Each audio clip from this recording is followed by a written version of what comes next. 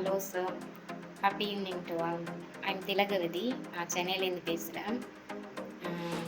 நான் சாருக்கு ரொம்ப தேங்க் பண்ணிக்கிறேன். Thank you so much sir. இந்த கிளாஸில் வந்து நான் ஜாயின் பண்ணலைன்னா அடுத்து நான் என்ன பண்ணணுங்கிற ஒரு ஐடியா நானே இருந்திருப்பேன். இது வந்து எனக்கு ரெஃபர் பண்ணது என்னோடய ஃப்ரெண்டு. என் ஃப்ரெண்டுக்கு நான் ரொம்ப தேங்க் பண்ணிக்கிறேன். நீங்கள் ஒரு டாஸ்க் கொடுத்தீங்கல்ல சார், டாஸ்க்கு கொடுக்கலைன்னா எனக்கு வந்து ஒரு அதுக்கடுத்து நான் என்ன பண்ணணுங்கிறதே தெரியாமல் இருந்திருக்கும். வீட்டில் சொல்கிறாங்கன்னு சொல்லிட்டு ஒரு டிகிரி பண்ணிவிட்டு அதுக்கப்புறம் சரி படிச்சிட்டோமே அப்படி சொல்லிட்டு ஒர்க் பண்ணுறதுலையுமே வந்து ஃபுல்ஃபில்லாக ஒரு பிடிச்சி பண்ணாமல் ஏதோ ஒரு ஒர்க் பண்ணிக்கிட்டு அப்படியே போயிட்டு இருந்துச்சு. அப்பயுமே எனக்கு தெரிஞ்சிச்சு இது எனக்கானது கிடையாது, இது எனக்கான பிளேஸ் கிடையாது, எனக்கு புரியுது. ஆனால் நெக்ஸ்ட் ஸ்டெப் நான் என்ன பண்ணணும்னு எனக்கு தெரியல. அது வந்து திங்க் பண்ணிகிட்டே இருந்தேன். ஆனால் என்னால் ஐடென்டிஃபை பண்ண முடியல. அடுத்து மூவ் ஆன் பண்ணவும் முடியாமல் இந்த ஒர்க்லேயே பண்ணிகிட்டே இருக்கிற மாதிரி ஒரு சுச்சுவேஷன் இருந்தது. இந்த கிளாஸ் ஜாயின் பண்ணி ஃபஸ்ட் டேவே வந்து நீங்கள் சொன்ன விஷயத்தெல்லாம் நான் கேட்கும்போது எனக்கு புரிஞ்சிச்சு, எனக்கான கைடு நீங்கள் தான் அப்படி சொல்லிட்டு. ஏன்னா இத்தனை நாள் நான் ஒர்க் போகும்பொழுது, நான் ரோட்டில் நடந்து போகும்பொழுதும் சரி, ஒர்க் பண்ணும்போதும் சரி, ஏதோ ஒரு திங்கிங் இருந்துகிட்டே ஒர்க் பண்ணுற மாதிரி இருக்கும். ஆனால் ஃபஸ்ட் டே கிளாஸ் அட்டன் பண்ணிவிட்டு நான் ரோட்டில் நடந்து போகும்பொழுது என்னோட ஃபேஸ்லேயும் சரி, என்னோட வாக்லேயும் வந்து அவ்வளோ கான்ஃபிடென்ட் இருந்துச்சு. நான் நேராக நடந்து போயிட்டு இருக்கும் பொழுதே என்னோட ஆப்போசிட்டில் வர்றவங்கள வந்து நான் ஃபேஸ் பண்ணுறது வந்து அவ்வளோ கான்ஃபிடென்ட் லெவலோடு நான் ஃபேஸ் பண்ணிட்டு நான் போகிறேன். எனக்கே வந்து என்னை ரொம்ப பிடிச்சிருந்துச்சு அந்த டைமில். அந்த ஃபஸ்ட் டேவே எனக்கு ரொம்ப பிடிச்சிருந்தது. நான் ஒர்க் பண்ணுற இடத்துலையும் அன்றைக்கி டே ஃபுல்லாக ரொம்ப ஹாப்பியாக இருந்தேன். அடுத்து நான் ஒன்று பண்ண போகிறேன் அப்படிங்கிற அந்த ஒரு மைண்ட் செட்டப்போடே நான் இருந்துட்டு ஒர்க் பண்ணிவிட்டு வந்தேன். ஸோ டெய்லி அதுக்கப்புறம் அடுத்த நாள் இதே மாதிரி 18 டேஸ் இப்போ நான் அட்டன் பண்ணியிருக்கேன்.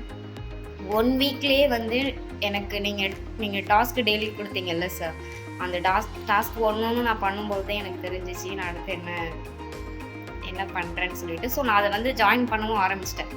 ஃபஸ்ட்டு என்னோடய ஸ்டெப்ஸ் நான் எடுத்து வைக்க ஆரம்பிச்சிட்டேன். நான் அதை மூவ் பண்ணி அப்படியே போகணுன்னு இருக்கேன்.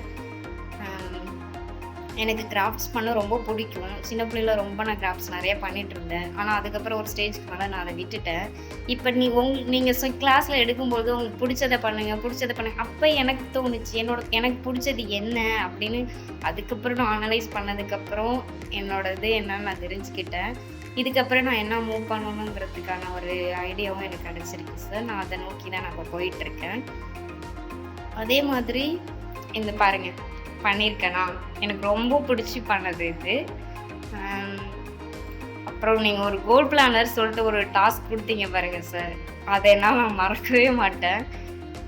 ரொம்ப ரொம்ப ரொம்ப டைம் எடுத்து பண்ண டாஸ்க்குன்னா அது ஒன்று தான் எனக்கு. மற்ற எல்லாமே நான் வந்து பண்ணி முடிச்சிட்டேன் கொஞ்ச நேரத்தில். ஆனால் அதுக்கு மட்டும் ரொம்ப டைம் எடுத்துக்கிட்டேன். என்னால் பண்ணவே முடியல. ஏன்னா என்னோட கோல் என்ன அப்படின்னு தெரிஞ்சிச்சு.